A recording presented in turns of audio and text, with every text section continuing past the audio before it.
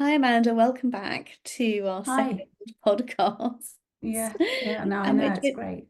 this is our whole podcast all about narcissism, and narcissism is a big topic. And if you haven't yet watched the first episode, one of the things that we do talk about in the first episode is the fact that narcissism is a big word. Not everyone is a narcissist, but what we're doing through these podcasts is hopefully educating people to understand what true narcissism is, how it makes you feel, and how you can remove yourself and recover from that whole process. And it's a very toxic one.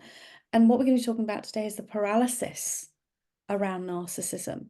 And narcissism does create this. I mean, I was in a relationship which was highly toxic and narcissistic. And I remember that paralysis and that feeling of not knowing what to do. And how was it for you? What did paralysis look like for you? Yeah, actually, as soon as you said the word, Jen, I just it took me straight back there. That feeling as if I'd been swaddled and I couldn't move. It was a number of things. I suddenly woke up one morning and realized that I couldn't leave, and I didn't know why I couldn't leave. But I started to unpack it and realized that there was this fear of leaving the relationship. There was the guilt. You know, if I leave this relationship, because of the nature of my work, I do so much to show about positive impact and how you can change behaviors to my community. How are they going to view me? You know, I felt this confusion. I felt this dependency because, you know, I'd built this life with this person and I'd given up so much of my power to be in that relationship. And it dawned on me that I had pretty much handed everything over to him without my real awareness. Um, and there was this strong attachment. It was difficult for me to break free because I was concerned, more than concerned. I was terrified of the consequences. I think that was the ultimately what it was about. You know, it's the thought of what would it be like if I was out of this relationship. You know, how does that look? And it's the fear of the unknown, isn't it? That takes you over. How's that going to impact my family, my friends, my kids, my work? So it was quite terrifying when I tried to, you know, look at how I could detach myself. So in the end, I just stayed and I was paralyzed with it. And the more I think I projected that feeling of wanting to move out the relationship, the more, you know, the relationship, I became constricted because I think there's this understanding when you're in a relationship, that person feels when you want to release yourself from them, and then their attachment becomes stronger. And So they kind of it's play this game, don't they, where they dote on you for a little while, and yes, yeah, then all of a sudden it's the arguments become more frequent, they become more yeah, disarming, um, and they get worse. It does get worse. But yeah, then the afterwards, I promise everything's going to be okay. I promise everything's going to be okay. It's such an emotional roller coaster that mm, paralysis then turns into, I don't know about you, but for me, it certainly turned into this numbness yeah. of, and it's very disempowering. So when you were in this paralysis, did you feel this sort of loss of identity as well? I hear this from clients all the time. I know it's something I suffered from was, well, who the hell am I in all of this? Yeah, massively. I just remember that I had become this person that was numb to what was going on because there was that repeated pattern. It was the verbal emotional attacks followed by you know, sometimes violence, and then it was the, you know, that promise that I will change, and then you feel that okay, this is going to go back to normal, but it never does. And eventually you become desensitized to it. You become numb to it, to the point where you can't think for yourself because you daren't. You can't do anything that's going to cause that to exacerbate, you know, whatever you can do to just keep everything on an even keel, you know, in an uncertain world. You know, it was just a constant cycle of you know, just keeping yourself protected, doing whatever you could just to survive on a daily basis. And the treading on eggshells was just a constant. You know, I call it, it's like treading on glass, because actually every step is like your feet are bleeding. And that's the paralysis. You're stuck. People would say to me, you know, you're not just trapped in this gilded cage, it's a gilded castle. And I felt that. I felt like I was a bird screaming to get out, and the bars were just there, and I could not get past them. And the isolation you feel as well. I think that's the other thing. You recognize that you're no longer having those relationships with the people that matter to you. You're no longer doing the work in the way you used to. And also it's the shame.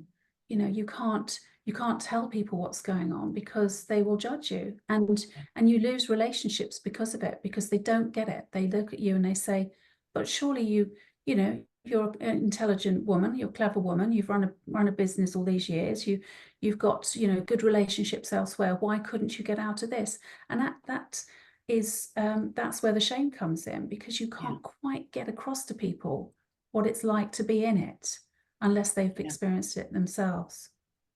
And I think also sometimes the person that you're in that relationship with, they'll have told other people that, poor me, that you will be the baddie in the relationship. They'll flip it over that you're the baddie.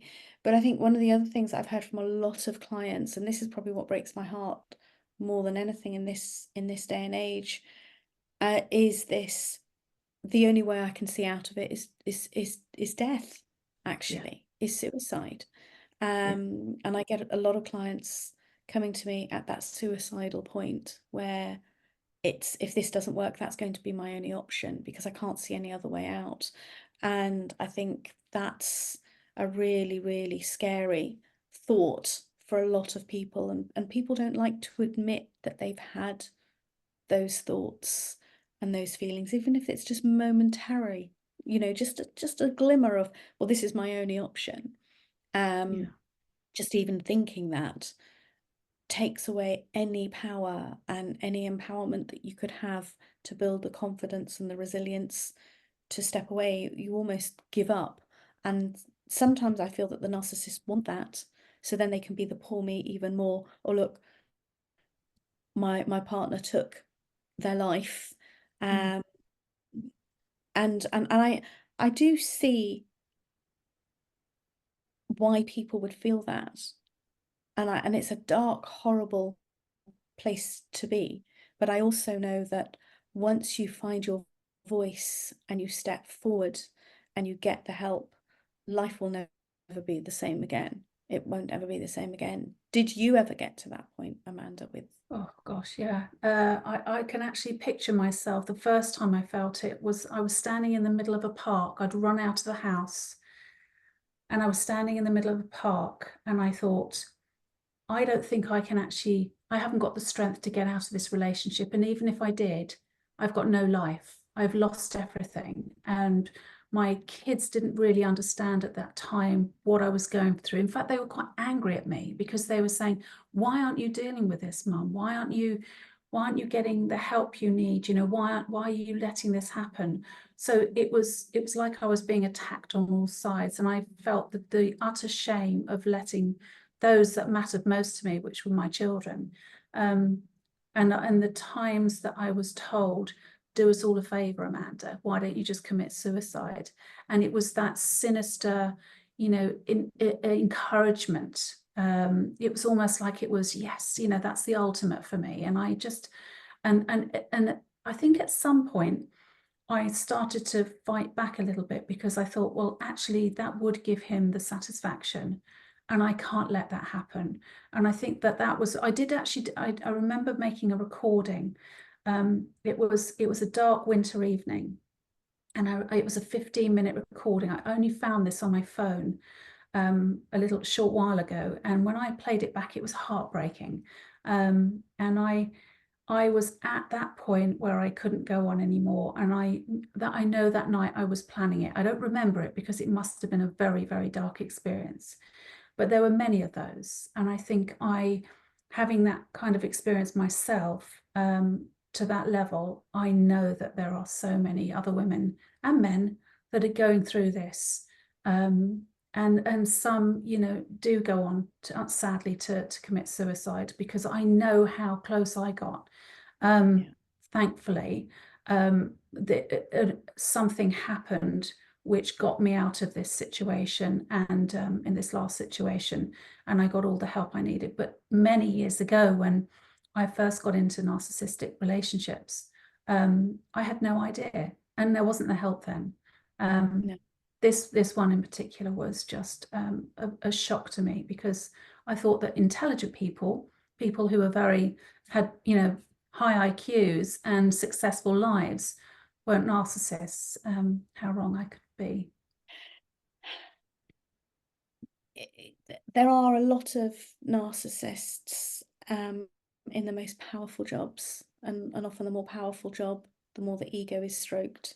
And you know, sometimes I have women coming to me when I've got my matchmaking hat on and saying, I want a man that's got this, this, this, this, and this. And I say, why? Tell me why. Tell me why. Because what you're saying on one hand, you know, you want this, and yet you're trying to break the pattern from narcissism. You're throwing yourself back into the lion's den with opening yourself up to these big, powerful men that want almost a trophy wife to control and manipulate and look good and make them feel better about themselves, because that's what narcissists want. They want someone that can elevate them in whatever way that is. But this whole paralysis thing, and I'm so sorry that you had all these very, very dark days, and listening back to your recording must have been incredibly painful for you to find that. It was shockingly, and that was many years before I actually managed to get out of the relationship. So, you know, I went on to endure so much more. But I think what tends to happen with paralysis also, because you become numb, you can't actually do anything about it. And so in the end, you can't go one way or the other. You can't leave, you can't end things in the way that would be the easy fix. You can't stay in it. You're just present, and you're just coping. And I think that paralysis then has a backlash on you when you do leave eventually, because the body says, oh, you know, finally, and now I've got to release this. So we are in danger when we're holding on to this. At some point, there will be the backlash. You will have to, you know, pay the consequences for that and heal. It's the only way to let it go.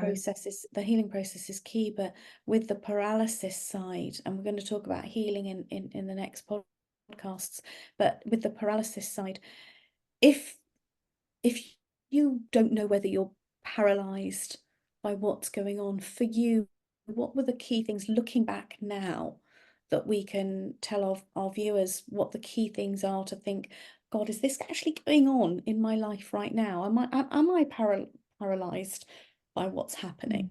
So for you, what were the key things you can relate to people? Yeah, it was, I mean, everything. It was the you know, not being able to wear what I wanted. So I had a particular style of clothes that I had to wear. Financially, that was probably the key thing, because I couldn't make decisions without, you know, approval. I was limited, so I always had to ask and be beholden to. It was the paralysis of not being able to engage with loving, meaningful relationships. It was not being able to go out. It was being watched, being tracked, being listened to, being monitored. I remember the time, and it wasn't too it wasn't too far into the relationship that I started to get clues, and I didn't pick up on it at the time, that I was going to be watched and monitored. But it was done in a jokey way. Later on, I realized my phone was given to me, my laptop was given to me, there was a camera put in my car, CCTV, Alexa, all of these things, and it was the intention to not quite give me the information, but allude to the fact that I was being monitored constantly. And being controlled. It's not just monitored. Completely. I think the monitoring thing, that's another level, but actually this is all part of control and power and disempowering you. But what are the feelings of paralysis that people could perhaps relate to? I know for me it was I just felt overwhelmed, constantly overwhelmed. Yes. Yeah, the feel, I can feel it now. So it's a feeling of being choked, a feeling of being stifled. I was going to say it rises, doesn't it? Yes, it does. This goes from the pit of your stomach up to your throat. Yeah. And that, I can relate to that, because working with energy, it's your solar plexus is your stomach. So it felt like I might have lost my personal power, which is your intuition, it's your gut instincts, all of that had been taken out the window. It doesn't matter anymore whether your instinct is telling you that you're in danger or not. You've lost your power at that stage. And then that rises and it chokes you. And this is where you lose your voice, because you can't speak up and say, can you clearly not see what you're doing here? Because that person will constantly gaslight and make you feel that you're creating all of this. It's all in your head, Amanda. You're absolutely. I used to be called a lunatic. You're a lunatic. Don't you realize? Don't you realize that I need to look after you because you're not well?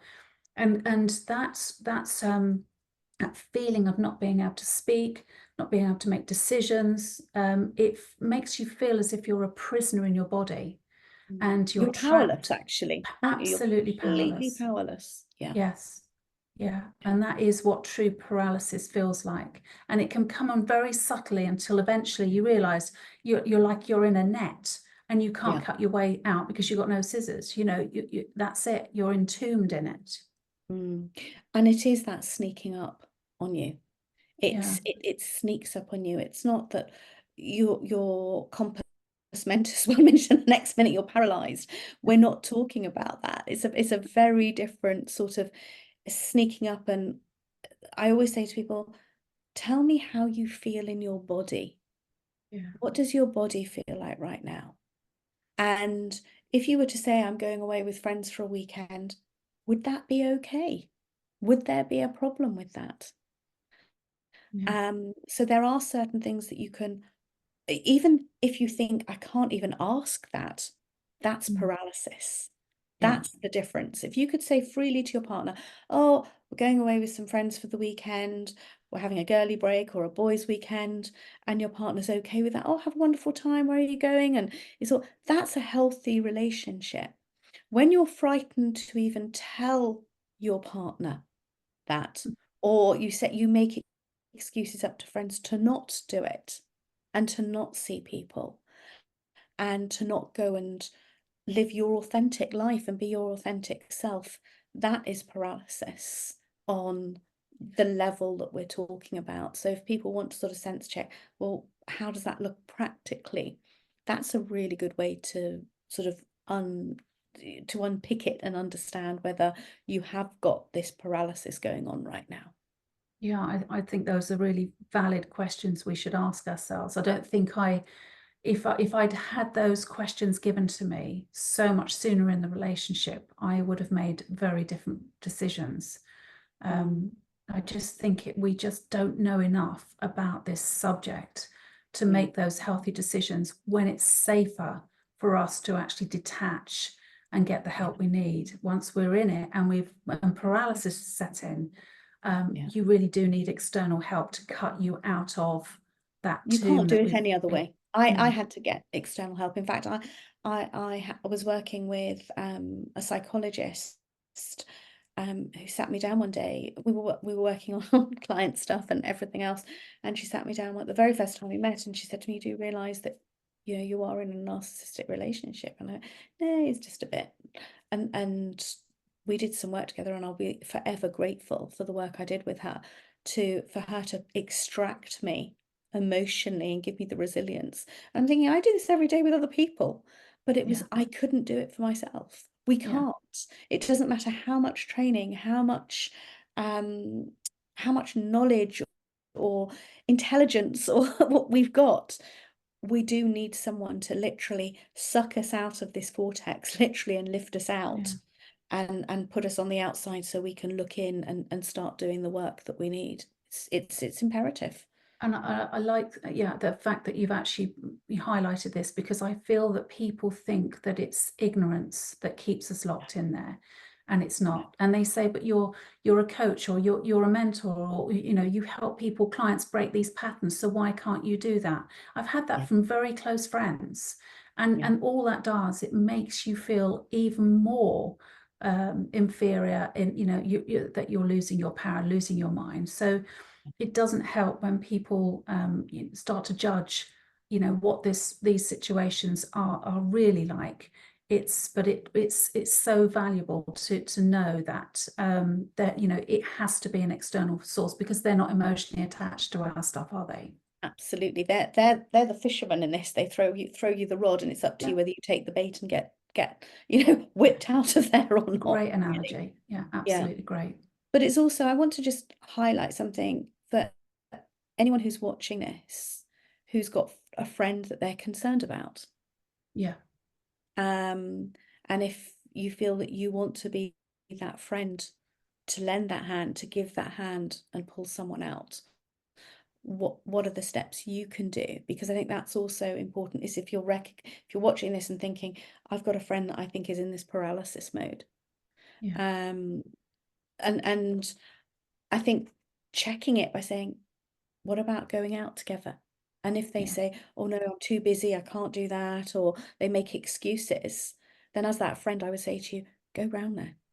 Mm. Just go round there, pay them a surprise visit, take some flowers, take whatever you need to, pay them a visit, said, just think you needed a friend and a hug. Because Yeah, I know I had friends that did that for me, and I don't know if you did that. And yeah, all of a sudden you feel that there's someone prepared to listen to you and just be there for you. So don't turn yeah. your back on those friends. Actually step forward and say, I'm here. I'm in front of you. If you need me, or I think you need me, I think you need my Mm. help right now, then please step up for your friend. I'm really pleased you said that, actually, because I had somebody who was close to me who said, for 2 years I knew and heard what was going on and couldn't say anything. And I said, why didn't you say anything? Yeah. I would have welcomed you with open arms if you'd said, I know what's going on, and I can just be there for you. It would have been the first step for me. Yeah. So I really do wholeheartedly agree with this. If there are people listening and they feel or sense that there's something wrong, there's nothing wrong with going around and just, giving someone a hug and saying, are you okay? Here's some flowers, just thinking of you. Yeah. But it can be the turning point for someone. And I would have done anything to have had that turning point much, much sooner in these situations. Yeah. Absolutely. And if a friend does turn up, acknowledge it and be brave, and Yeah, just say, you know what, I'm feeling paralyzed at the moment from this, or I'm overwhelmed, or I'm struggling. It's just starting the conversation and allowing your friend to be there, because I think having people that understand and recognize it and are in your corner, it's such a relief. It changes everything. It changed everything for me, and I would honestly urge anybody who's listening to this to allow someone in, yeah, even if you just send a message to a friend saying, I just need a coffee and a chat and a hug. yeah, Um, and even if you don't know what you want to say or anything else, just reach out to somebody.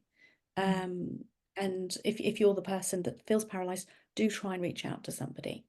yeah, And even if you can't do anything and you're watching this, send them this video and say, this yeah, is what I need to reach out to you. If this video gets sent to friends and you're receiving this, please go around and help the friend that's sending you this, because this could be the difference, the biggest difference that you can make in their life right now.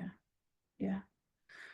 Oh, Jen, it's been eye-opening actually. I mean, as I say, if only I'd known this information when I was a young girl, I wouldn't have had to endure so many toxic relationships, which got worse and worse. And that's They the always thing, get isn't it? worse. They They do get get worse. worse. Yeah, Even until if we you don't break learn, that. yeah, Yeah. And I hear clients saying, but that's all I'm attracted to. That's all I want. Well, until you break that pattern, that's all you're going to get. It's all you're going to get. yeah, It's that bicycle. You keep going down that same route and falling off the bicycle. So it's the same thing, and it's a difficult one, and it's a difficult one to break because it's almost like a crack addiction. You yeah, become addicted to the drama, you become addicted to what you're getting out of it, and anyone else seems too normal, too regular, too boring. Oh, they haven't got enough life experience. It's very, very difficult to wean yourself off of narcissistic relationships. It really, really is. It's the hardest thing, and it's why we do the work that we do, is to help people disengage from all of that, recalibrate, and get that barometer reset. So it's much harder than people realize, actually. yeah, yeah. And I think it's really valid where you say that reaching out or getting a friend, because friends we trust. So to get out of that paralysis, the first step, don't think about the bigger picture and how you're going to detangle yourself and how that's all going to play out. Just reach out or allow somebody and acknowledge what's going on, and just let that safe person be there with you, holding your hand to help guide you through the next stages, which is And it's so important to empowering. not analyze it, because Yeah, we're all intelligent people, and what happens is we tend to go into over analytical mode. But then what we're doing is, when we're going 10 steps ahead, that's paralyzing us even more. What we yeah, need to be doing is just looking after the here and now, and actually, whatever you think the future is going to look like, it doesn't. For everybody I've worked with, whatever you think the yeah, future is going to look like, and whatever rosy picture, and I tell people, let's just focus on today. I don't want you yeah, thinking about what the future is going to look like. Yes, that's great if you're in a healthy, good space. We do that visualization, we put that vision board together, we do that work. But right now, when you're in paralysis, that will put you back into freeze mode even yeah, more. So the last thing to do when you're in paralysis is to look forward. You've got to look at the next 24 hours. That is getting yourself out of this, extracting yourself out of this situation that you find yourself in. So that's the key with paralysis, is don't overthink it. Don't go too far into the future. Get the help you need for right now. Because whatever you're thinking of is going to be completely different. So you're going to think you failed at the future as well. Because yeah, I know once I got out, it was like, oh, what do I do now? And what the future looked like was completely different, where I was living, what I was doing, and starting my life over again, completely different from anything I ever would have imagined, for the better, yeah, because I healed and I did the work.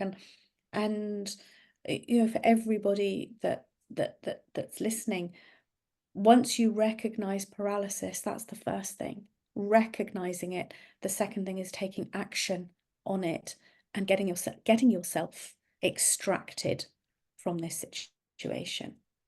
yeah. And we're going to talk about that in the future podcasts as well, aren't we, Yeah, Jen? But definitely. I think that's really invaluable, because that's the thing. Most people will say that they can't get out of it because they cannot envision what the future's going to hold. So it's better, Yeah. the devil you know. And I Yeah. think that this gives permission for you to say, I can't quite, see what's going to happen. It's got to be better than this. But if I just keep taking a step at a time, I know I was coaching myself every day. If I can get to the end of the day and I'm in Yeah. bed and I say, I got through today, Yeah. then that's a good thing. And then the Yeah. next day I'll do the same thing. And as I did that, I started to look back at the traction I'd gained, which was I was making slow but Yeah. sure progress in a very positive way. And I was self-healing at the same time. Yeah. It was the first time I'd ever experienced doing that. Most of the time, I jumped from one situation to another because I was only used to high drama, you know, very powerful people who, you know, exciting, adventurous, because because of the nature of who I was. So this was a very different experience doing it that time, and I, you know, a lot of that I gained insight from, you know, working with you. So it's been a real privilege knowing you, and also knowing that people like you can actually help people to take these sure steps to Yeah. you know, recovery, and then go on to thrive. Absolutely. It is all about thriving. Amanda, thank you for opening up today. Thank you. It's been a pleasure. It's always an interesting topic, and paralysis is probably the hardest part of narcissism. Yeah. So yeah, thank you very Thank you. much. Thank you.